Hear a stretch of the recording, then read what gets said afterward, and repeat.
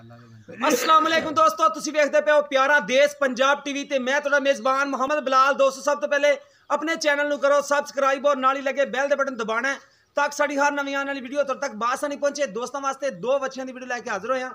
मेरा camera man लिखान दो, उस बाद करांगे मालकां नाल गल्लां। ए देखो माशाल्लाह एक लाल चिट्टी है सोहनी माशाल्लाह कादे ने इन्हां दोवां दे, एक शाह काली है।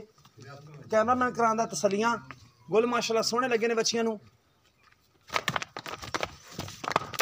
बाकी कैमरा मैन हर एक चीज दिखा दे ना दी परन टोर के लिया बाद च मालकां नाल गल्लां कर लांगे। आई मैं यू का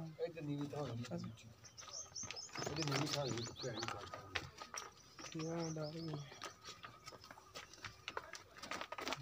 एक तरफ बंद है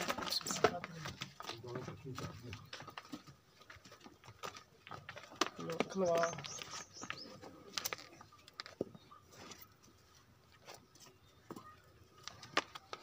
कैमरे की नज़र हर एक चीज़ दिखावांगे।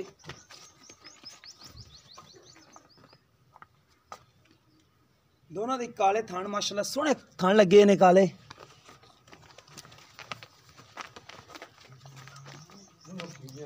बाकी चाचे ने तू मोल करना चाचा क्या करना। अच्छा अस्सलाम वालेकुम जी। वालेकुम सलाम। की नाम भाई अंदर? मेरा नाम वसीम। अच्छा भाई वसीम मुँह खीरियां ने कि डोलियां ने? खीरियां जी। खीरियां ने।